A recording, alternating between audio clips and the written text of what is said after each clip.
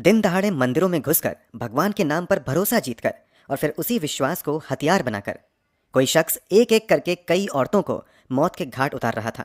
ये सुनकर आपके दिमाग में भी किसी खौफनाक आदमी की तस्वीर बनती होगी। लेकिन हैरानी की बात यह है कि फिल्मी लगने वाली इस कहानी के पीछे किसी आदमी का नहीं बल्कि एक औरत का चेहरा था। सोचिए, कोई आपकी कमजोरी समझे, आपके दुखों को जाने और फिर उसी को जाल बनाकर आपकी जान ले ले, तो वो इंसान नहीं बल्कि मौत का दूसरा नाम है। और इस मौत का दूसरा नाम था साइनाइड मलिका, देश की पहली महिला जिसे अदालत ने सजाए मौत सुनाई थी। लेकिन आखिर कौन थी ये साइनाइड मलिका? क्यों उसने मासूम औरतों को अपना निशाना बनाया? और कैसे उसने भरोसे और आस्था को ही सबसे खतरनाक हथियार बना दिया? कहानी में आगे बढ़ने से पहले सब्सक्राइब जरूर कर लें और बेल आइकन दबा लीजिए। साइनाइड मलिका नाम से जानी जाने वाली केडी केम्पम्मा का जन्म 1972 में कर्नाटका के कगलीपुरा के गरीब परिवार में हुआ था। कंपम्मा के पिता एक मजदूर थे और इसी गरीबी की वजह से कंपम्मा को दिन में 3 बार का खाना भी सही से नसीब नहीं होता था। गरीबी के चलते कंपम्मा हमेशा यही सोचती थी कि मैं अच्छी जिंदगी क्यों नहीं जी सकती, हमारे नसीब में अच्छे कपड़े क्यों नहीं हैं, आखिर हमारे पास एक आलिशान घर क्यों नहीं है। और यही कारण था कि कंपम्मा को गरीबी से नफरत होने लगी थी। धीरे धीरे उसने अमीर लोगों से भी नफरत करना शुरू कर दिया। कंपम्मा समझ चुकी थी कि उसकी लाइफ में बस पैसा ही सब कुछ है। उसका सपना था कि उसकी शादी किसी अमीर घर में हो जाए जो उसे गरीबी के पिंजरे से बाहर निकाल सके। लेकिन कंपम्मा का ये सपना एक सपना बनकर ही रह गया, क्योंकि जैसे ही वो शादी लायक हुई उसके माता पिता ने उसकी शादी एक दर्जी से करवा दी।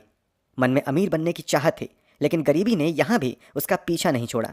शादी के बाद कंपम्मा के 3 बच्चे हुए, लेकिन सिर्फ पति की कमाई से घर का गुजारा नहीं हो पा रहा था। इसी वजह से अपने परिवार का पेट पालने के लिए कंपम्मा को भी नौकरी करनी पड़ी। पैसे कमाने के लिए वो घरों में नौकरानी का काम करने लगी। लेकिन कंपम्मा का ये सारे काम गेटेड सोसाइटीज़ में ही करती थी ताकि वो अमीरों को करीब से देख सके।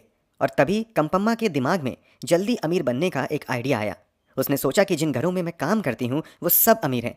अगर मैं हर घर से थोड़ा सा सोना भी चुरा लूँ तो किसी को कोई फ़र्क नहीं पड़ेगा और किसी को कुछ पता भी नहीं चलेगा। कंपम्मा ने ऐसा किया भी। उसने पहले एक घर से सोना चुराया। कंपम्मा को पता तो था कि सोना काफ़ी महंगा बिकता है, लेकिन एक सोने के बदले उसे कितने पैसे मिलेंगे इसका उसे कोई आइडिया नहीं था। इसलिए जब अपनी पहली चोरी के बाद कंपम्मा उसे बेचने गई तो बदले में मिले पैसों ने उसे बहुत खुश कर दिया।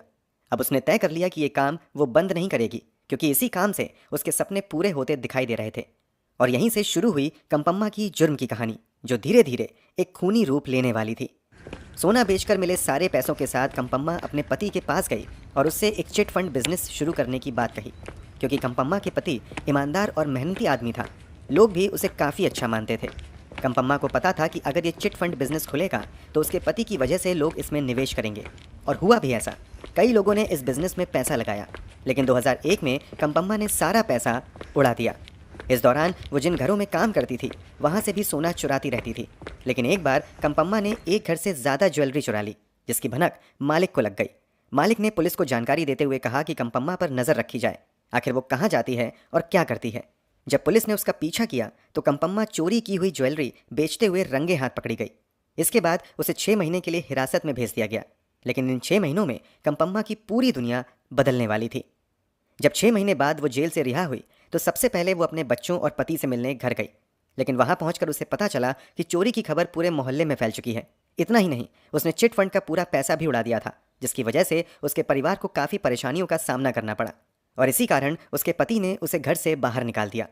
इसके बाद कंपम्मा ने लोगों के घरों में या सुनार की दुकानों पर छोटी मोटी नौकरियां करना शुरू कर दी। शायद यही वो समय था जब उसे लगा कि क्राइम ही दौलत पाने का बेहतर रास्ता है।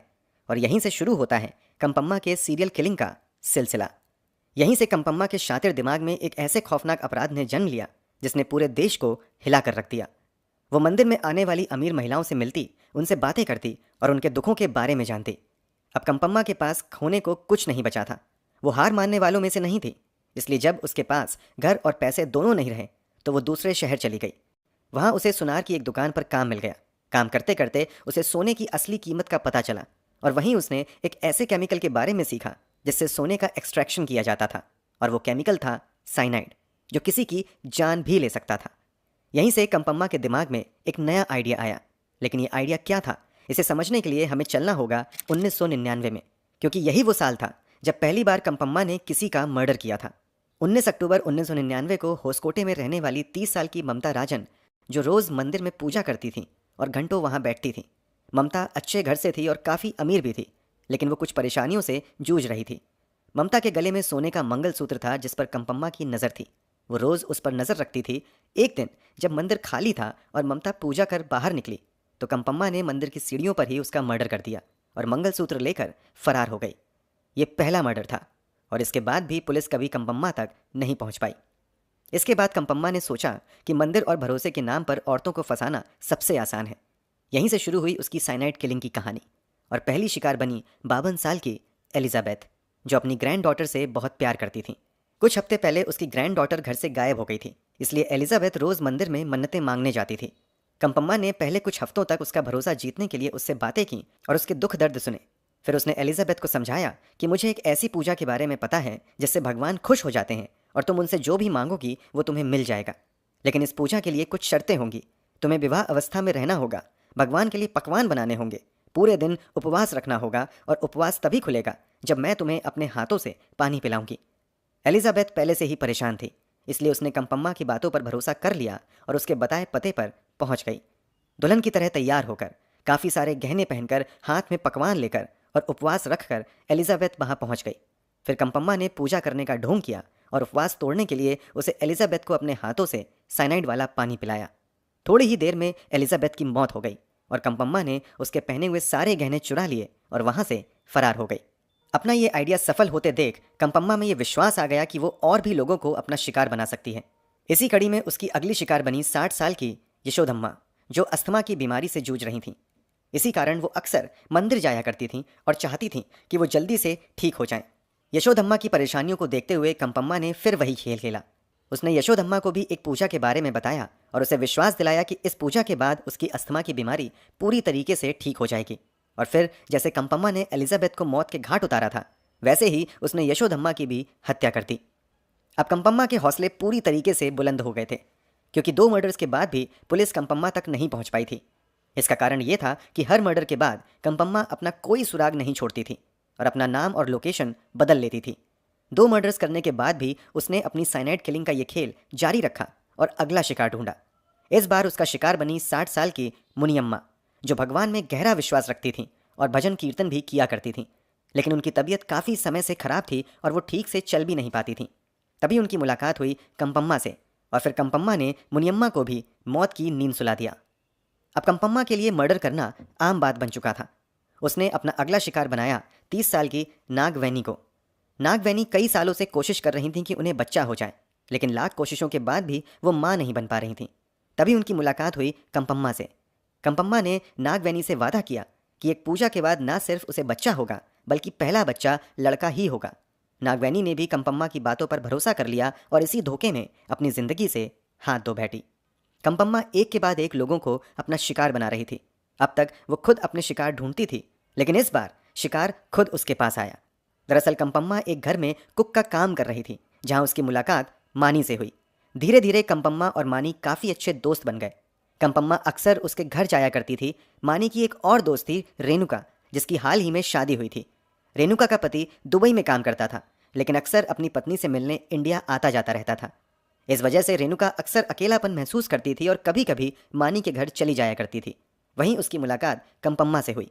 रेणुका भी काफ़ी समय से माँ बनने की कोशिश कर रही थी, लेकिन बार बार नाकामयाबी ही हाथ लग रही थी।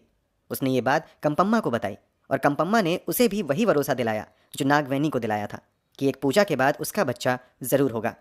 क्योंकि कंपम्मा, रेणुका और मानी तीनों अच्छी दोस्त बन चुकी थीं, इसलिए रेणुका ने भी उसकी बात पर विश्वास कर लिया। 7 दिसंबर 2006 को रेणुका अपने घर से गायब हो गई और क्योंकि उसके साथ घर से उसके सारे गहने भी गायब थे, तो मानी का पहला शक कंपम्मा पर ही गया। मानी ने कंपम्मा के खिलाफ पुलिस में FIR दर्ज करवाई, लेकिन इस बार कंपम्मा से एक गलती हो गई जिसने उसके सारे पत्ते खोल कर रख दिए। जब रेणुका का हस्बैंड इंडिया वापस आया तो उसने भी पुलिस के पास जाकर अपनी वाइफ की मिसिंग कंप्लेंट दर्ज करवाई। इसके बाद पुलिस रेणुका को ढूंढने में लग गई और आखिरकार उन्हें रेणुका की डेड बॉडी मिल गई। देखते ही देखते ये केस काफ़ी बड़ा रूप ले चुका था। जब ये खबर अखबारों में आई तो वो फैमिलीज भी पुलिस के पास पहुंची जिनके साथ कुछ ऐसा ही केस हुआ था। सभी ने बताया कि वो भी एक ऐसी ही महिला को जानते हैं, लेकिन दिक्कत ये थी कि हर कोई उस महिला को अलग अलग नाम से जानता था। फिर आता है 31 दिसंबर 2008, यानी रेणुका के गायब होने के पूरे 2 साल बाद। पुलिस को खबर मिली कि एक जयम्मा नाम की औरत बहुत समय से बड़े अमाउंट में ज्वेलरी बेच रही है। जब जयम्मा इनमें से एक ज्वेलरी शॉप पर पहुंची तो दुकानदार ने नोटिस किया कि जो ज्वेलरी वो बेचने आई है वही सेम ज्वेलरी उसने अखबार में देखी थी। दुकानदार ने ज्वेलरी खरीदने से मना कर दिया और क्योंकि जयम्मा उस जगह की रहने वाली भी नहीं थी इसलिए उसने तुरंत पुलिस को जानकारी दे दी। लेकिन जयम्मा को भी इस बात की भनक लग गई थी, इसलिए उसने जल्द से जल्द अपना सारा सामान बेचकर बस स्टैंड पहुंची और भागने की तैयारी कर ली। मगर तभी पुलिस वहां पहुंच गई और उस औरत को गिरफ्तार कर लिया। और फिर पुलिस को पता चला कि जयम्मा और कोई नहीं बल्कि कंपम्मा ही है, जो बस नाम बदलकर एक शहर से दूसरे शहर जाकर लोगों को लूट रही थी। कंपम्मा के पकड़े जाने पर पुलिस के मन में कई सवाल थे। सबसे पहला सवाल उन्होंने कंपम्मा से पूछा कि क्या तुमने ही सच में इन सारी औरतों को मारा है। इस पर कंपम्मा ने बिना किसी हिचकिचाहट स्वीकार कर लिया और कहा, हाँ, मैंने ही सबको मारा है। इसके बाद पुलिस ने उससे पूछा कि तुमने ऐसा क्यों किया, तो कंपम्मा ने जवाब दिया कि मुझे बस चोरी करनी थी, मेरी किसी से भी किसी भी तरह की कोई पर्सनल दुश्मनी नहीं थी। फिर पुलिस ने कंपम्मा से सवाल किया कि उसने साइनाइड का ही इस्तेमाल क्यों किया, जबकि वो चाहती तो सभी औरतों को बेहोश करके भी उनका सामान लूट सकती थी। इस पर कंपम्मा ने बताया कि चोरी करने के लिए उसे हर औरत से एक क्लोज रिश्ता बनाना पड़ता था। अगर उसके बाद मैं कुछ चुराती तो सबका शक मुझ पर ही आता और मैं पकड़ी जाती, इसलिए मैंने साइनाइड का इस्तेमाल किया। आखिर में पुलिस ने कंपम्मा से पूछा कि उसने कुल कितनी औरतों का मर्डर किया है, लेकिन इस सवाल का कोई जवाब कंपम्मा ने नहीं दिया। अब क्योंकि कंपम्मा पूरे 2 साल बाद पकड़ी गई थी और उन 2 सालों के दौरान भी पुलिस के पास कई औरतों के मिस्टीरियस डेथ्स के केसेस आए थे, पुलिस ने यह अंदाज़ा लगाया कि कंपम्मा ने सिर्फ 5 नहीं बल्कि 20 से 22 महिलाओं की हत्या की है। साल 2010 में कंपम्मा को मल्टीपल मर्डर्स के लिए दोषी ठहराया गया और उसे डेथ पेनल्टी सुनाई गई। कोर्ट ने ही कंपम्मा को साइनाइड मलिका का नाम दिया। कंपम्मा ही वो पहली औरत थी जिसे न सिर्फ कर्नाटका में बल्कि पूरी इंडिया में डेथ पेनल्टी सुनाई गई। इसी वजह से ये केस काफ़ी बड़ा बन गया था। लेकिन 2013 से 2014 के बीच कोर्ट ने अपने फैसले को बदल दिया और उसकी फांसी की सज़ा माफ़ कर दी। इसकी बजाय कोर्ट ने कंपम्मा को उम्र कैद की सज़ा सुनाई। आपको क्या लगता है, ये फैसला सही था? कमेंट बॉक्स में हमें ज़रूर बताएं। अगर आपको हमारी मेहनत पसंद आई हो तो इस वीडियो को लाइक करते हुए शेयर भी करें। अगर आपने अब तक क्राइम की कहानी चैनल को सब्सक्राइब नहीं किया है तो जल्दी से चैनल को सब्सक्राइब कर बेल आइकन भी दबा लें। क्राइम की दुनिया से जुड़ी ऐसी ही कहानियों के लिए हमारे साथ जुड़े रहें। धन्यवाद।